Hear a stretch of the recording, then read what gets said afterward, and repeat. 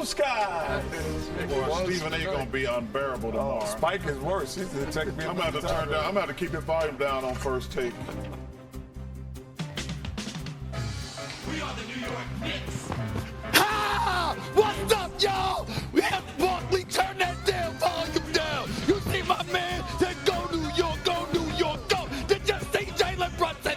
Did just see OG Anunoby. Did just see Mikal Bridges with the Steelers head. This is what we're talking about, baby. Orange and blue sky. That's what it's all about. The New York Knicks are in the house. The champions are reeling. They got to answer the call for game 2. Then they got to come to the Garden, and we'll be waiting for them. We'll be waiting for them.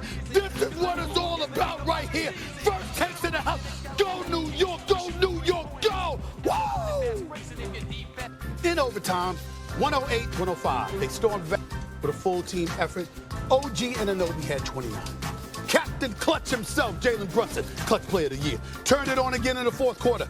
But then Mikal Bridges played lockdown D in overtime to steal home court. Meanwhile, Jason Tatum had a fourth quarter to forget, of course. Through the first 3 quarters, Tatum had 19 points while shooting 43% from the field. He then combined to go 1 for 9 from the field in the fourth quarter and overtime in Monday night's Game 1 loss to the Knicks, ending the game with 23 points, 16 rebounds, and 6 assists. So, Wendy, we'll come to you first. What was the biggest reason the Knicks won Game 1? I'm listening, my brother. I got to tell you, the TD Garden was hollowing out here in Boston last night. It was quiet, and all of a sudden, from the rafters, I hear, Stephen A. And I said, he's in L.A. Now, I don't want to take anything away from the Knicks because it was there, and Brunson and Jalen Brunson and Mikal Bridges and Josh Hart, who we haven't given enough credit to while we've talked about this game, they took it. But this was a story of the Celtics letting the Knicks off the hook. I have never seen a display, even by the standards of the Celtics, who frankly have achieved new frontiers of what it looks like to shoot up a ton of threes. They've never done this before. They were chucking like I've never seen them chuck. And there was one point in the third quarter where they took 19 out of 20 shots were threes. They got up 20 points in this game, and their next 10 shots were threes, and they missed all of them.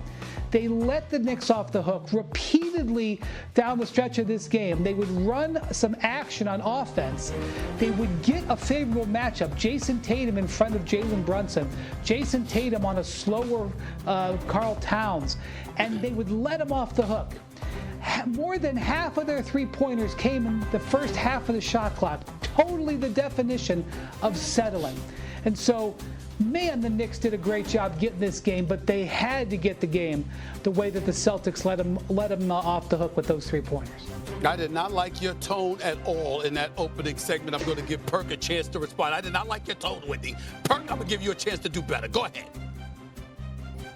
The Knicks took that game. They took that game. Wendy, don't start with all that. They had the favorable matchup. No, they didn't.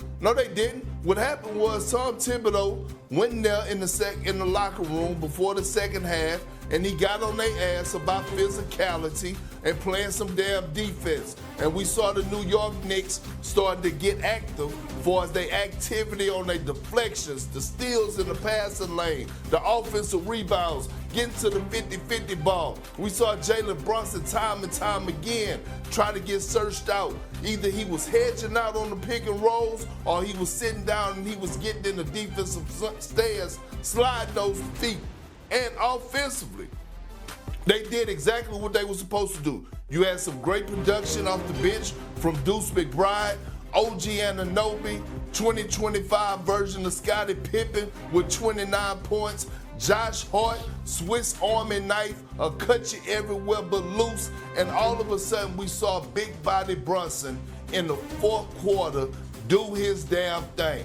Take over, trying to switch old man Al Horford, who by the way, did a hell of a job defensively, but great offense beat good defense any damn day. I'm not taking anything away from the Knicks. And last but not least, Wendy, you know this. The Celtics this season, they have a history. They have a history of blowing leads. We was covering it one day. We saw it with the Cavs. They was up by 25, I believe it was, first half, and the Cavs walked them down like the last leg of a 4x4. So let's not sit up here and act like this is not the norm when it comes down to the Boston Celtics. Just give yourself a chance. That's what the Knicks done, and they pulled it out. I am not blind. I'm not delusional. I recognize the fact that you got to win 4 games to win a series. I understand that, and the Boston Celtics should still be the favorites. I get all of that. But damn it, we can talk about that another day. This morning, right now, it's orange and blue skies, baby. It's orange and blue skies. That's what we're talking about here. I saw my man Jalen Brunson. Yeah, not once. Yeah, not twice. Yeah, this is what the man did in the fourth quarter. I saw them down 20 in the third quarter, and they come storming back. I love the fact that they started off the fourth quarter with scoring 8 straight points. I love that. You understand? That's what I'm talking about. I saw Jason Tatum held to 0-for-7 shooting in the fourth quarter. I saw Mikal Bridges, who was struggling throughout, hit a 3 in overtime to put him up 106-100. I saw not one but 2 steals of Jaylen Brown. I saw a block of a Drew Holiday 3-point attempt. That's what I saw from Mikal Bridges. I saw Karl Anthony Towns getting in foul trouble, playing by foul trouble, still giving you a double-double. I saw OG Anunoby, that dude right there, you understand, dropped 29, whether it was a 3, whether it was a tomahawk slam, whether it was going to the hole when necessary. That's what I saw. I saw Jalen Brunson dropped 29 points, including being Mr. Clutch himself, the clutch player of the year. And I saw the New York Knicks 0-10 against the top 3 teams in the NBA this season. Okay,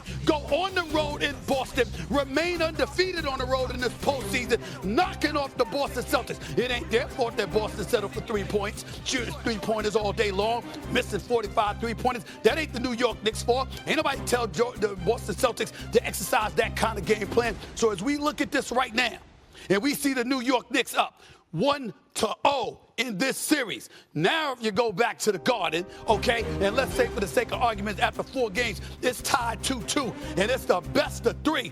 That's more than any of us expected. Which brings me to this question, Wendy. Can the New York Knicks possibly win this series? So let me just say this. If the Knicks want to win this series, then Game 2 is a must-win. And you may think that's strange, and I'm not even trying to take the focus off Game 1. The Celtics, for various reasons, a lot of it self-inflicted, drop home games. I don't know why. They just do. They did it throughout the season. They actually were a better road team than they were at home during the course of the season, especially when it comes to the top teams. The Knicks have been unbelievable on the road in the playoffs. Guys, they're 4-0. And I realize that the Pistons are inexperienced, but still, you go in there and win 3 games in Detroit, including winning the